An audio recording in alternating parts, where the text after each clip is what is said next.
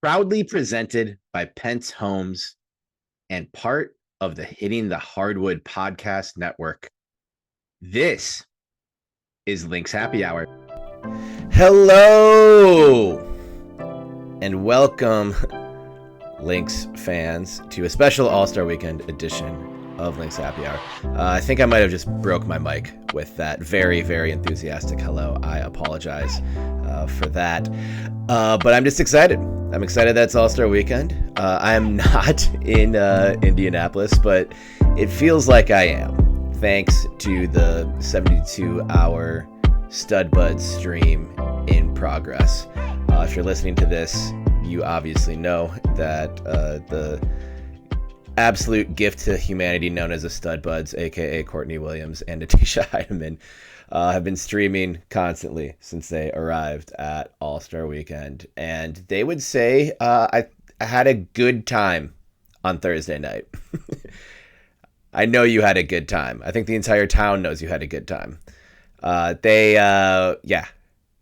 brought the energy, they brought the noise, and it looks like everyone in Indianapolis is having a blast. I am excited to just sort of sit back and enjoy the festivities on the couch for the rest of the weekend. I've got one more piece coming up over at thenexthoops.com.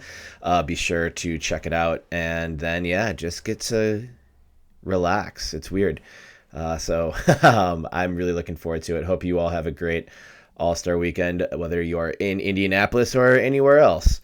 If you go, let me know how it is. It looks like it's been a ton of fun so far. This is Friday, July 18th. I chatted with my guest for this issue, the illustrious and always fun Shelby Swanson from the Minnesota Star Tribune. Loved my conversation with Shelby, and we get into all things All-Star, touch on basically the last 5-ish games that the Lynx played before the break. Weird road trip, come back for camp day, 11 games in 20 days. Everyone's very tired, beat writers included. Even though we don't have the same excuse as the players, of course. But Shelby was also in Chicago. We got to catch those games in person, so we talk a little bit about that, the adjustments the Lynx made from the I'd say Saturday disaster.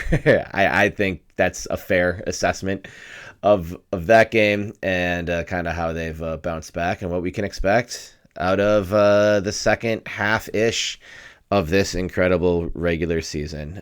So let's just go on and dive right on into it with my guest, Shelby Swanson. Keep it tuned here, Lynx Happy Hour. Thanks for hitting us up, Lynx fans.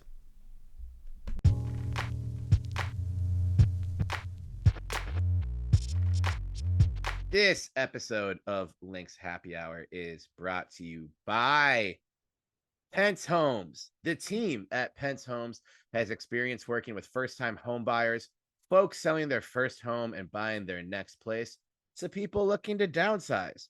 With the best tools, technology, and trusted vendors to help with any home project, Pentz Homes is a top choice for buyers and sellers. For more info and to set up a time to meet with Nate and the team to talk about your home buying or selling needs, visit pentzhomes.com. That is Pentz, PentzHomes.com.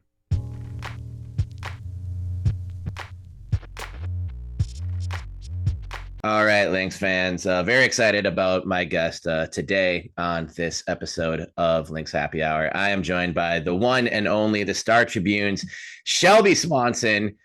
Shelby, how are you today? Hey, we're good. We're good. So again, guys, for those of you who may not know, this is a little while coming. Very excited to make it happen. And, we're doing our best to live up to the very high bar set by Kent Youngblood. I'm just the measly intern kind of taking over here for a few weeks, but we're having a great time, just enjoying it, living it up on the beat with Terry and the other folks. So good folks, good hoops. Can't complain. Absolutely. And sorry, I had to pause. Every time someone mentions that Kent Youngblood retired, I have to take a drink. So I've been All right. basically drunk the whole time since he left. But you've done a great job, as Ken has said as well. We are lucky to have you, the pride of Tobacco Road, as you are known back in those parts.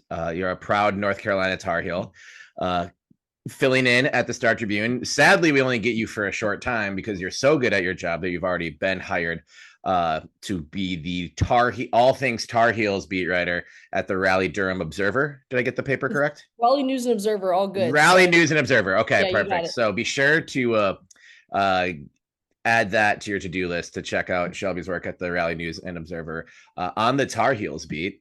Starting this fall with North Carolina football, which I'm not sure has been in the news for anything Nope, recently. Did you? totally not newsworthy They at got all. a new head coach down there, right? Yes, they do. So Just Bill Belichick, been hired, obviously UNC football coach. In case you've been living under a rock, or I don't know, maybe some listeners of the right. podcast are just, solely WNBA fans and just I hope at so. all aware That's of the rest of the a sports healthy landscape. healthy way to live. And you know what? And WNBA that's only. and that's like totally cool. If that is not all jokes aside, yeah, I'm gonna be taking over the UNC beat at the Raleigh News and Observer starting in August. So very excited for that. But then the flip side, unfortunately, is that you spend a few weeks here in Minneapolis and you fall in love with the Of lakes, the course. summers, the um just great sports ecosystem in terms of all the pro teams. But hey, I'm actually going to be covering a little bit of a pro program, or so they're selling it, with North Carolina football. So Yeah, I don't know how much it's going to switch up, but nah. of course. Um, Their salary cap will be higher than the Carolina Panthers. I'm sure. don't forget the Panthers, yo. I won't. I'm sorry about that. We'll get into some hoop stock as you mentioned, but Yeah. I imagine, and I haven't dove deep into the numbers yet because there's just been too many listeners. But a lot of Minnesotans listening to this podcast, something all Minnesotans have in common is the love to listen to non-Minnesotans say nice things about Minnesota. So as a non-Minnesotan who has been here for so what's been, one or two of your favorite things about being here so far? Wow, I mean, no, genuinely, I will say coming from the South, coming from North Carolina, certainly the weather, I know from some folks around the area, it's been a little bit wonky. I mean, for instance, like I think there was like maybe a 30-degree difference, or it felt like it when I was kind of sitting out on my porch yesterday evening versus the day before, Mm-hmm. just with some kind of storms rolling in, a little bit overcast, but for the most part, a little bit humid, but much, much cooler. So I have been enjoying that, just being able to, go outside, feel a little breeze without just pollen glomming to me and feeling totally disgusting after walking a block. So that's one thing. The skywalk system certainly helps with that. Just I can go around and walk around the city while completely indoors. I like that.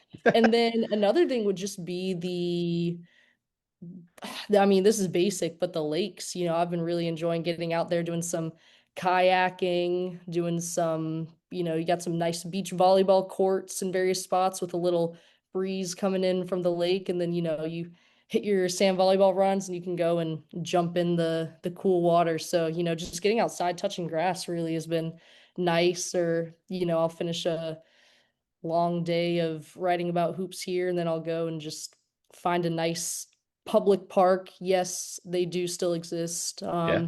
I've anyways, I don't know if people saw like Stephen Miller's comments, not to get political, but he was Oh. saying like people can't go to Minneapolis public parks anymore. I was literally just out hooping at one the other week. Oh, there But you go.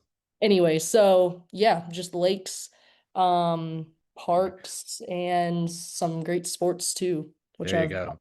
I been mean, fortunate. the Skyway system comes more in handy in the wintertime, but I'm glad you're getting some use out of it I just like the here this concept summer. of being able to like stay inside, even when Right. I'm going different places downtown. I'm Right. very While still making it a priority to touch grass later. More people online exactly need to touch grass. So 9 to 5, we're totally inside. After that, we're touching grass. there we go. There we go. Well, it's been great to get to know you over these last or however long you've been here. It seems like a day and also a year at the same time. Um, It's It was awesome to walk into the press, the I guess we'll call it a press room at Wintrust Arena in Chicago, Sure. to see you there. We were both in Chicago. We were sadly not at All-Star Weekend in Indianapolis, but why don't we kind of start there, just sort of with the last 4 or 5 ish games as sort Sure. of the guiding light for this conversation. We are talking. This will go up pretty soon after our conversation. We're talking here on Thursday morning. It's just a quarter after 11 a.m. Central Time. So the Lynx got that win against Phoenix at home yesterday. Somewhat depleted Phoenix team, but a Phoenix team that beat them on the road. So just 3-2 in the last 5. A lot of noon. 4 of those 5 were noon tips, and camp days. With only 3 of them were officially camp days because there's that Saturday matinee in Chicago. But Yeah, I've heard too many I think screaming kids over the last. lots of screaming kids. So Coach Reed was very complimentary of the screaming kids in Target Center yesterday. There was a They're very screaming for you. educated, youthful crowd. So yeah, just kind of I guess what was like the main takeaway of these last few games. We saw probably I would argue their worst game of the season on Saturday, and then they responded Oh, with 2 wins that weren't necessarily wire to wire perfect wins, but they were both pretty well in control. So I think we got the response that we wanted and that Coach Reeve wanted. But just how do you feel about this team heading into the All-Star break? for sure. I mean, I would have to, me personally, I would give them a grade of an A, although in talking to some of the players yesterday, I think Courtney Williams and Kayla McBride both graded an A minus, always striving. You can always do better, but no, seriously, I mean, going into All-Star break with the top record in the league and 4 losses that counted, right? Not including that one to the Indiana Fever in the Commissioner's Cup game. But I think what has impressed me the most about this most recent stretch is that you got to see the Lynx really be tested and then respond. And that's something that I don't think they've had as much in other stretches of the season. And, coming from North Carolina, I cover a lot of ACC triangle hoops. So for folks that kind of keep up with college hoops on national level, that was sort of the, I guess, concern with Duke men's basketball, right? They were just crushing teams in the ACC, and then when they get to the postseason, when they get to that level, okay, are they going to have had enough chances to really kind of withstand some blows and things like that? And so that's always something that I think is really important to keep in mind with teams that are just rolling. That's great, but okay, when your feet are held to the fire and you're, facing a Alyssa Thomas who can't miss in the last 5 minutes on the road, or Right. you're just getting clobbered by um, Angel Reese and Camila Cardoso in the post. And I say that not with any sort of disrespect to their game. I mean, they play with a very high level of physicality and skill that really tested a more so undersized Lynx team. But I think with that, for instance, I look at the bench production in the LA game coming off of that Phoenix game, and Natisha Heidemann really, really stepping up there. You also saw great, I think, bench production from Jessica Shepard in the stretch. Certainly in the game just yesterday, we were talking Yeah. about how she was able to come in. I mean, just throwing dimes to Masha and Diamond Miller. And I think also on that road trip in Chicago, right? The first one, they take the loss, probably their worst game of the season, and they're able to respond just, you know, 48, a little over 48 hours later by just completely limiting any sort of inbounds pass into the post Hmm. and really doing a good job limiting this team on the boards. They just given up, I think, I don't have the numbers in front of me, but a season high in rebounds, right? In that Saturday game. And then on Monday nights, they're um, able to get it done. It's a team rebounding effort too. And so, anyways, gone on for a little bit. I think what has impressed Right. me the most has just been their ability to, in different facets of the game, in different ways, respond down the entire roster when they have been tested by teams like Phoenix and Chicago recently in the stretch. Right. Well, I think the impressive thing about this team has been the response to losses, or the response to underwhelming wins. They're the only team in the league that hasn't lost back-to-back games this year, and you got to go. I think that happened Yeah. once or twice last season The closest as they came well. with this recent 2 of 3 stretch. Right.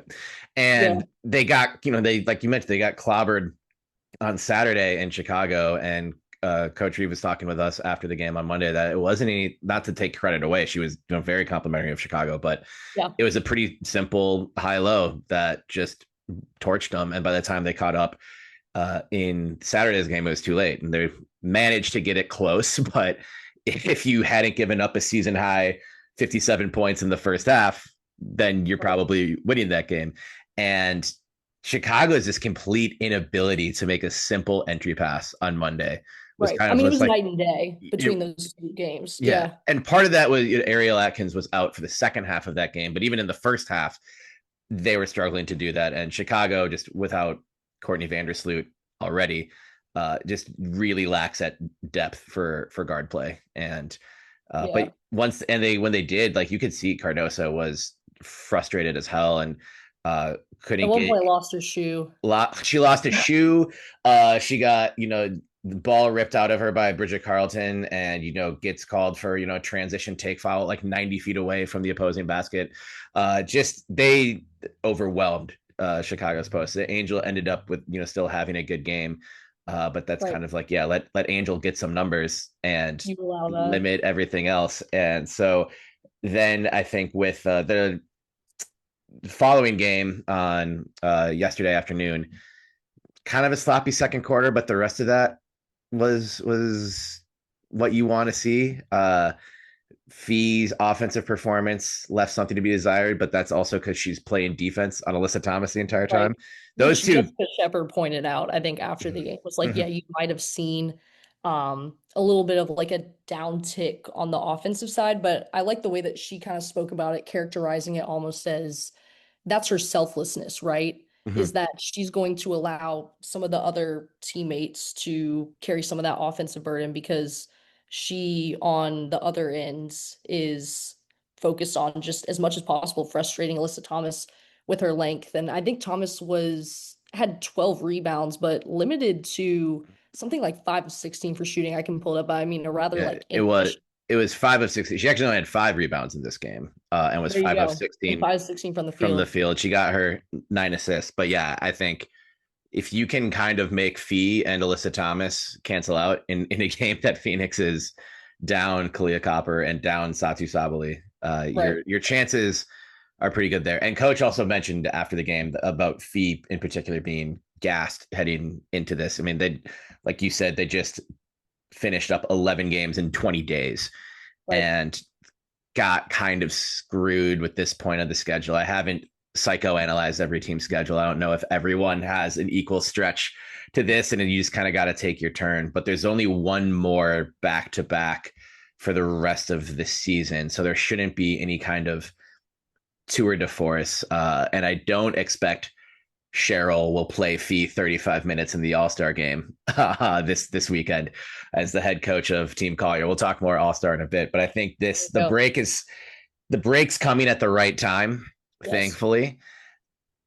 And yeah, I don't think I saw too many people freaking out, but this happened last year a little bit too. It's like the Lynx drop a game and the instant reaction is kind of like, oh, well, what's going on? And it's a long season. It's longer than it's ever been before, and everyone's good. So you're gonna drop a game or two. And I think they've shown that they've learned a lot in those games. And also, we should talk a little bit more about Jessica Shepard because Yes. Let's have a dialogue. let's have a dialogue Have a about dialogue. because you can't. No one, I think, something that coach and the players on the team do really well is hyping up everyone Yes. and not letting anyone, like people who do things that don't show up in the box score, like kind of go hidden from praise. And they've been very complimentary about Jessica Shepard all year. And I think Wednesday's game, what coach said yesterday, I don't even know what day it is. I'm starting to not know what day it is. Yeah, Thursday. But yeah, I know yesterday. it's Thursday because the Studbudz stream has started, the 72-hour stream, which we'll get into in just a second. Oh Lord. But So Jess comes off the bench. She was the first sub off the bench when Lan had just missed a free throw, which is another topic for another day. Mhm. But and instantly drops just two absolute dimes and controls the boards, has a team high 8 rebounds, shot 4 of 5 from the field. I forget which shot she missed. I think it came at the end of a shot clock and probably even got the offensive rebound, whatever. But she had some spectacular shots in there too. Uh, Tipped in a great tip in of a Heidemann miss at the buzzer of the third quarter. Yep. That And put them up by, I think, like what, 15 going into the fourth, right after yeah, the Collier three. So right. It was yeah. a really sensational game. And, you know, coach was just going on and on about her and just said she does so much to make everyone else better. Mhm. And I think that's why she does get run with the first unit a lot, in addition to the second unit. Because if it, tough run for the starters, or if they're like shots aren't falling or whatever, you can count on Jess to be another just sort of like a really tall point guard, or she can Yep. guard Camila Cardoso or something like that. She's just Swiss Army knife of the highest order. And yesterday, even though it's 8 points, 8 boards, and 2 assists, you can gloss over that in a box score. But anyone watching the game saw just all the ways in which she influenced it. Mm. And I mean, she did that too. It's important to note in just about 17 and a half minutes off the bench, right?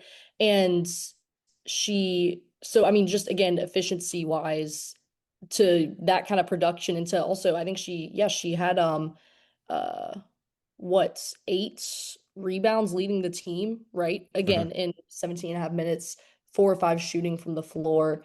And she was a big part of just a really, really strong start to the game that I think can kind of get erased just based on the second quarter that the Mercury had, which I think I'd noted in my game story that's Dewana Bonner and Alyssa Thomas either scored or assisted on all but like one field goal in that second quarter. So, the fiancés were going crazy, but really a dominant start, especially at the end there of the first quarter. And a lot of that was Jessica Shepard coming in off the bench. I know that Cheryl Reeve, I don't have the exact quote in front of me, but she was talking to the media a little bit after the win yesterday about, yeah, we were trying to throw in some, different lineups, had to run some bigger lineups just to throw something at Alyssa Thomas and Mm-hmm. the Mercury there. And so, what better person to throw in there and really um, kind of captain that second unit than Jessica Shepard, who is not only going to be able to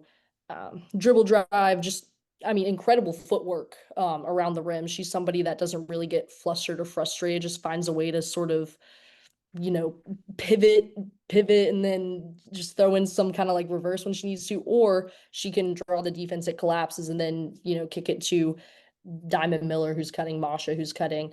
Um, and either her, Masha, or Diamond Miller, they had the last 5 buckets on that run there at the end of the first quarter. So you're getting great bench production like that early in a game. I mean, you're just going to be rolling, and they were, because all 10 active players scored in that game. Mm-hmm. So really a team effort, which I think was really cool and really important, I think, for the team to see. Some of the players and coach were talking about after, you're heading into the All-Star break.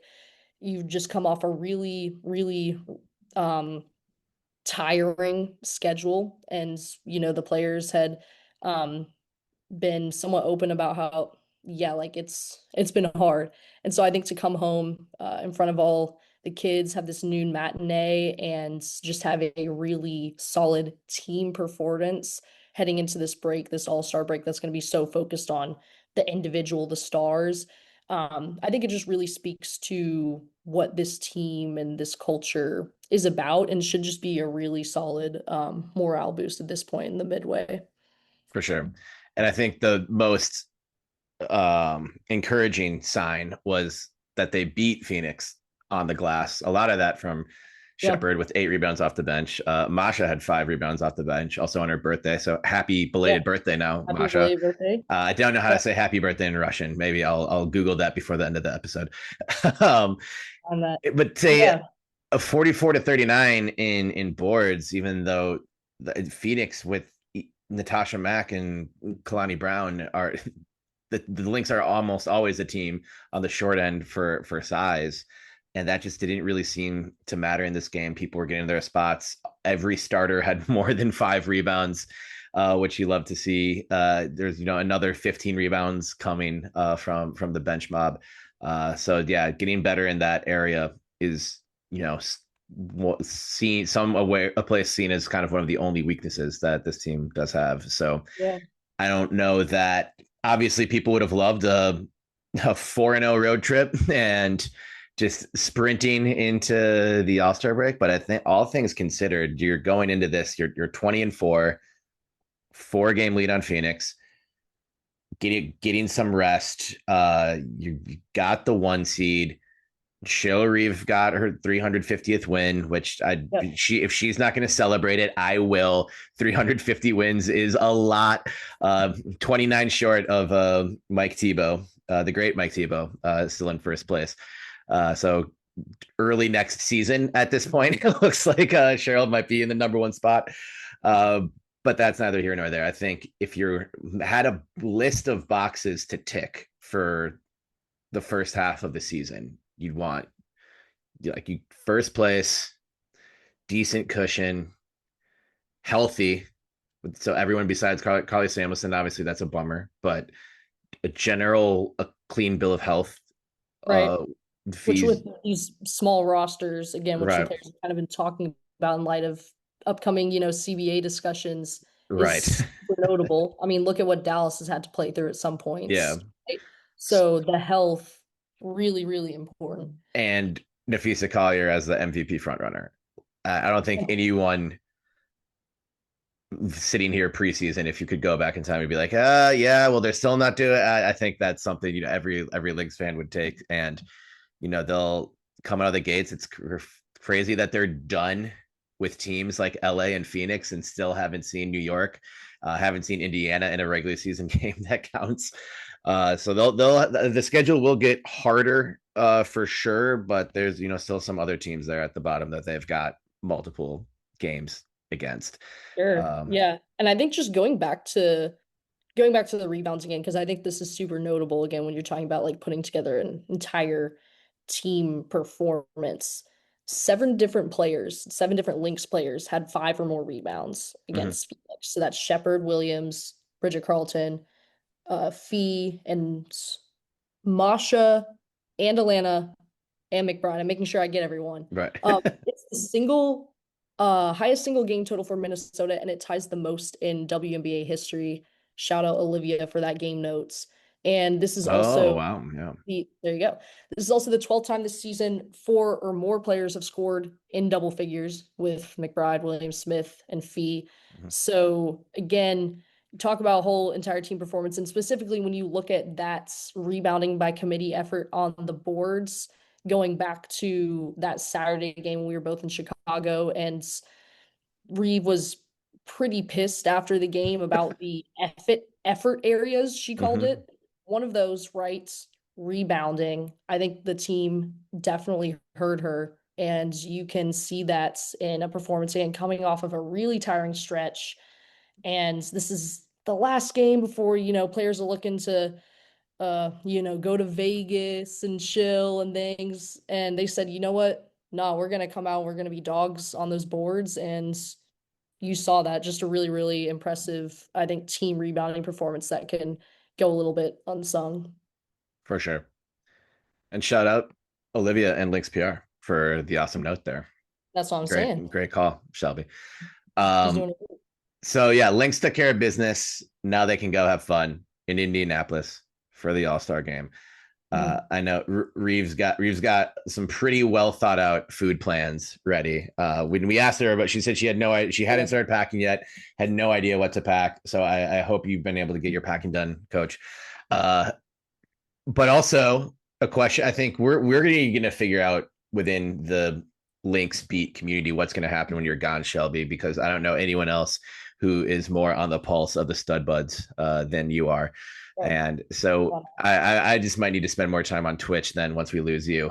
Sorry to say, but the Studbudz stream has started. I chimed in for a little bit. They had landed in Indianapolis and were en route to their accommodations, I believe.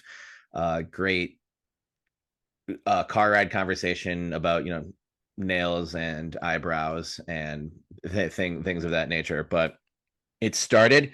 They can't go too hard too early. 72 hours is a long time. Just what are you expecting out of this live stream 3-day extravaganza experience, Shelby? Yeah, I mean, I think it's going to be really exciting. I will, a little bit of a personal plug here. I should have a story, I think, coming out about this 72-hour live stream challenge. If all goes well, and I hit my deadlines, should be sometime tomorrow. So definitely tune into the Star Tribune for that.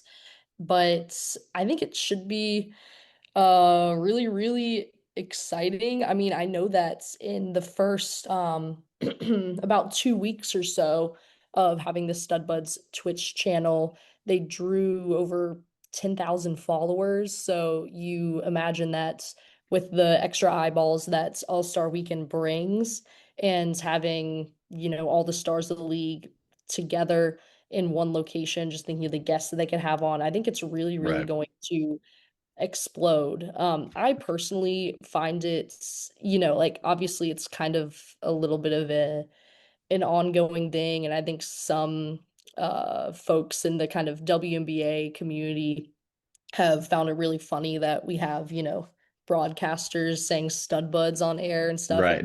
And just to educate folks, because I actually had to explain this to my editors because it might be a little bit like foreign for folks that are not part of the queer community as I am, but stud sort of refers to like a masculine presenting lesbian, which Courtney Williams and Tisha Heidemann obviously are. And so I think it's just a really, really cool opportunity to not only get unfiltered access to these two hoopers just chopping up, hanging out as friends do. You get to see their personalities, but in a real sense, even though I don't think they maybe see it as this, it's a really cool thing just for like representation. Mhm. We were talking to, I know, K Mac and Jessica Shepard about this a little bit after the game, but just these two players being unapologetically themselves and the pink hair. And I know that the Lynx did some special stud buds things for their Pride Night game. It's been really cool. And just seeing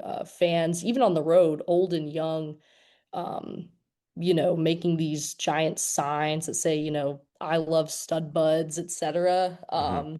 It's kind of it's goofy, but I think like the real just sort of impact, especially for younger players coming up, seeing these two just being themselves and being able to show off their personality.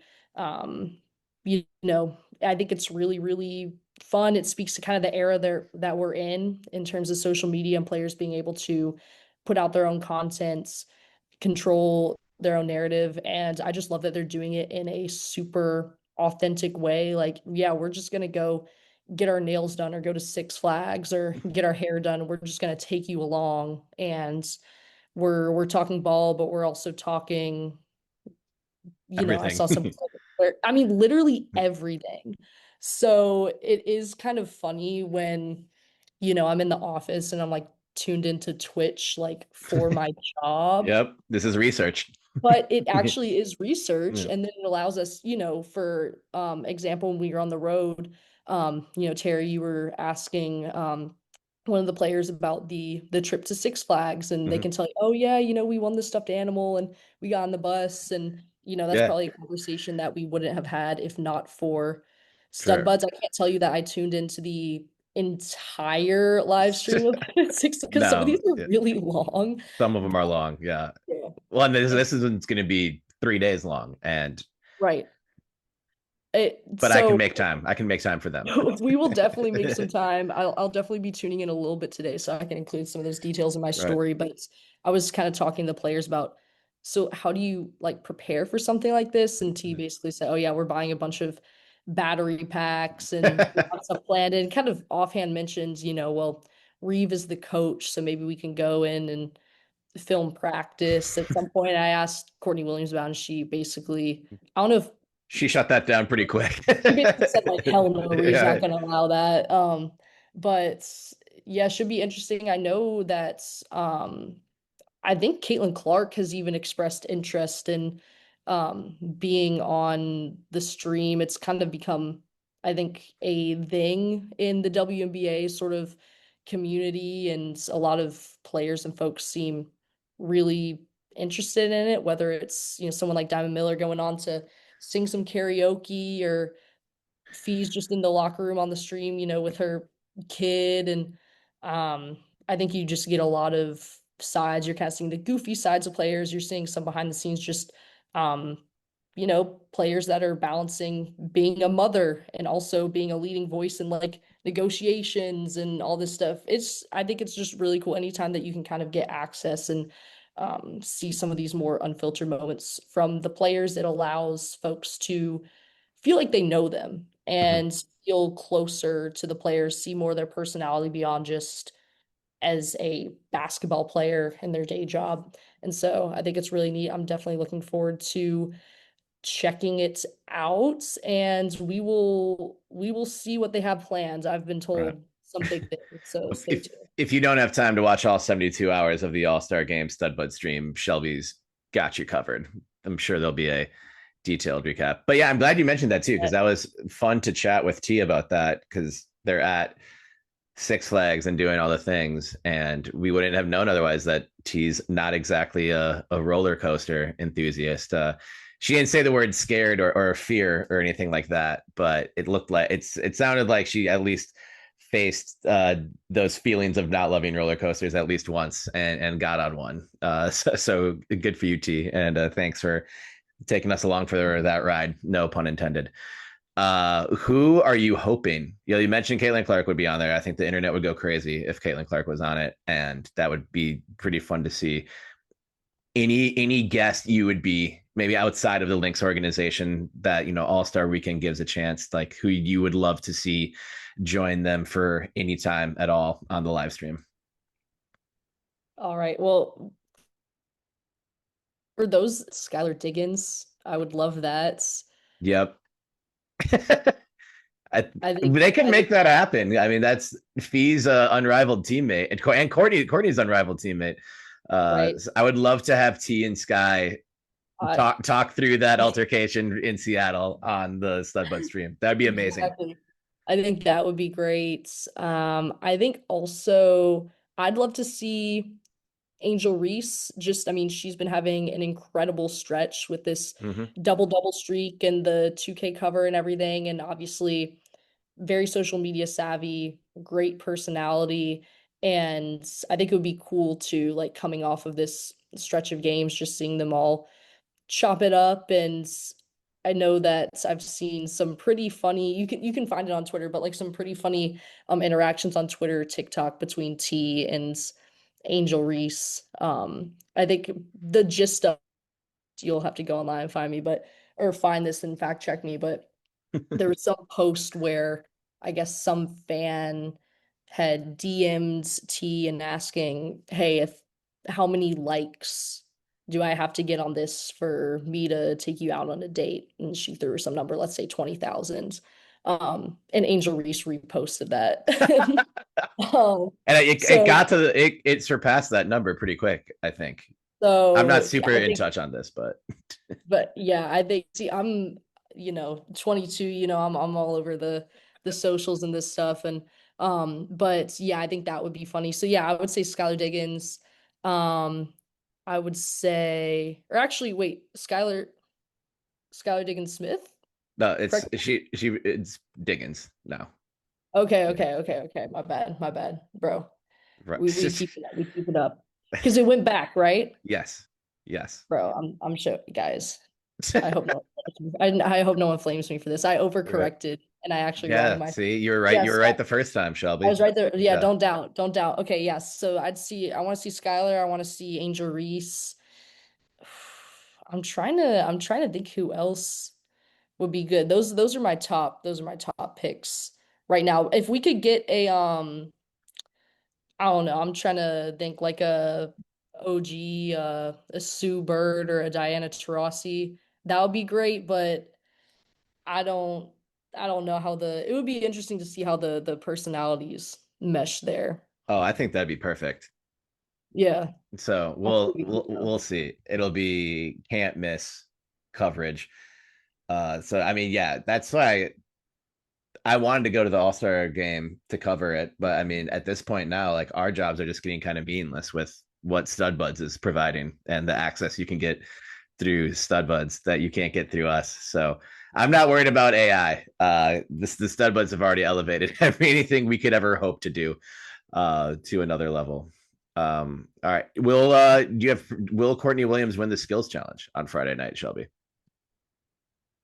I'm not gonna lie, like the competition looks kind of stiff. She Mm-hmm. herself even said that on one of these streams. So we'll see if there what's the is there a reward? Is there like a cash prize? I'm sure there is. That's something that I should know, but I don't. There is a cash prize for winning it. I'm just not sure of the amount. All right. Yeah, I mean, Courtney's all about getting the bag. So I think I think if Yeah, that's there, like we're gonna see some never before seen things. Some but I don't know. I mean like Cloud, I know Cloud's competing. Um we'll see. We got also uh hey, Skylar Diggins. So again, maybe that opportunity for a little Studbuds crossover there. exactly. I Erica mean, Wheeler and Alicia Gray make up the field, and Alicia Gray's trying to defend that title, so you know she's going to be coming out ready it's to gonna be tough. grow. It's gonna be tough. And Gray's doing that. Shout out Alicia Gray for winning the 3-point contest and the skills challenge last season. But she's got her a pretty full plate on Friday night trying to defend both. So I don't know if she puts all her eggs in the 3-point basket.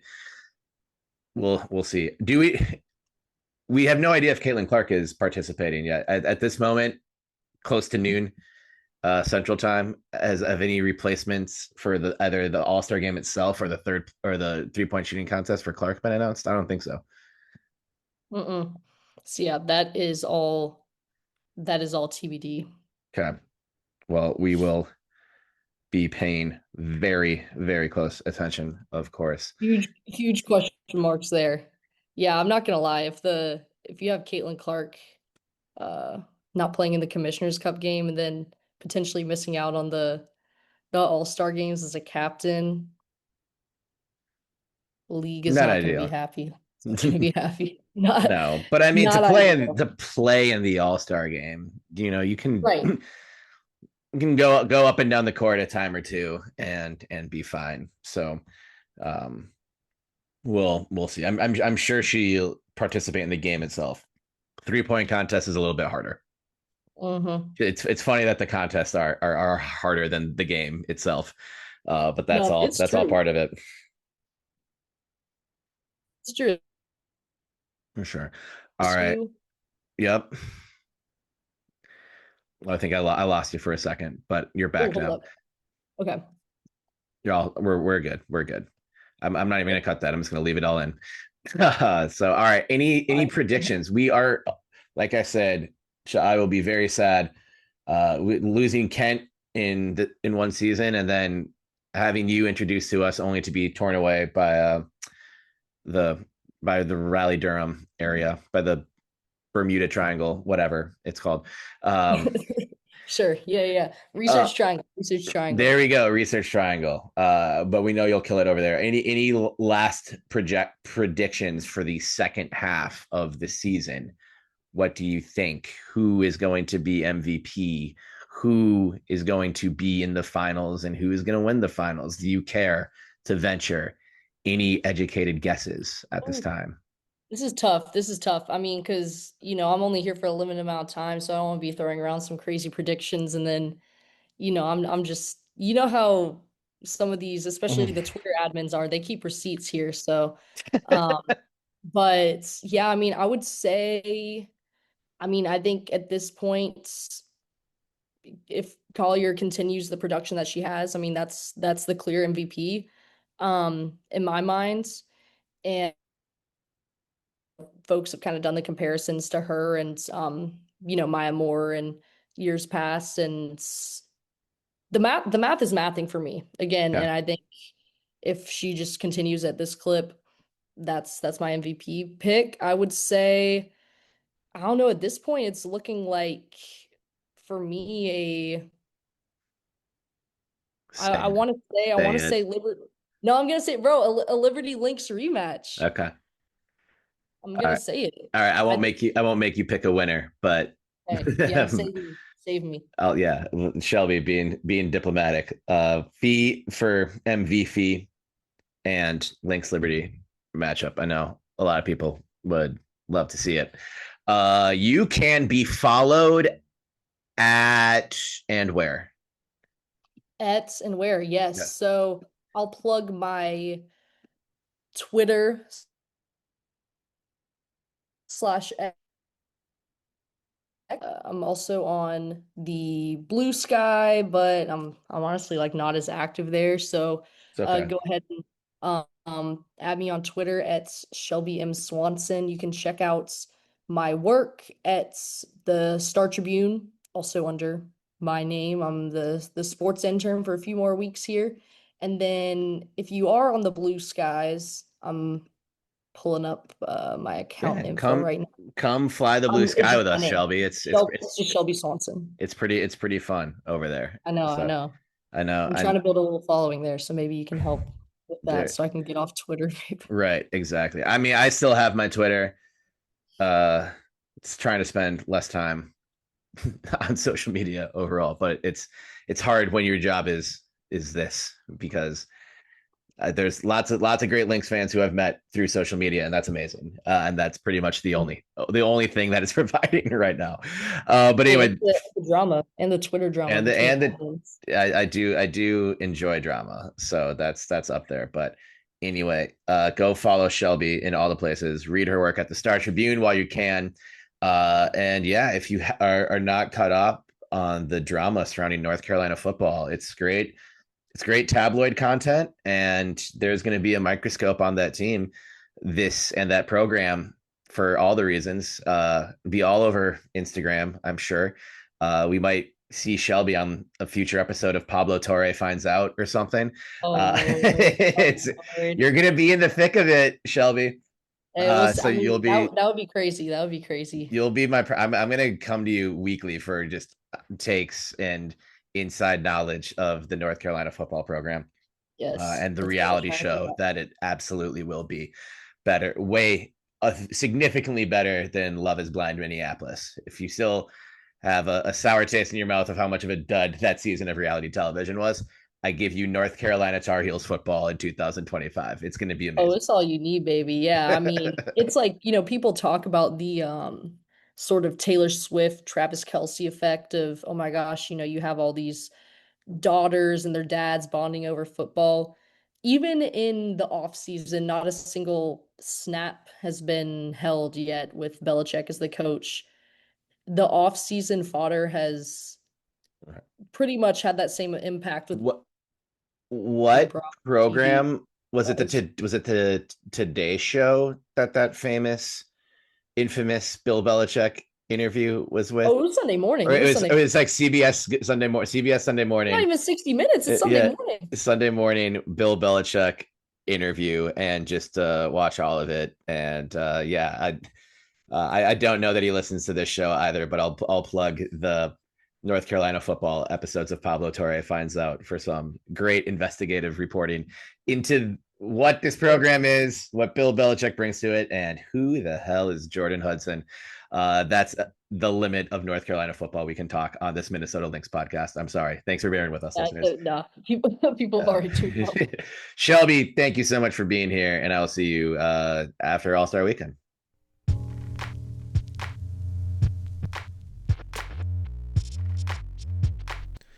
That's our show for you today. Again, have a great All-Star Weekend. Everybody enjoy all of the action. Thank you so much to Shelby Swanson. Go follow Shelby and follow all of her work, support her work. She's doing a great job writing for the Star Tribune. Sad that we only get her for a few more weeks here in Minneapolis, but continue to follow her as she does a great job covering the North Carolina Tar Heels, because it won't just be football. It'll be men's basketball, women's basketball, and all the things down there on Tobacco Road as well. Shout out once again, Pentz Homes, pentzhomes.com. Thank you to Mitchell Hansen and the Hitting the Hardwood Podcast Network. Thank you especially to you, Lynx fans. You're the best. I have been Terry Horseman. You have been excellent, and I will catch you next week on an all new episode of Lynx Happy Hour. Have a great weekend, everybody. Peace.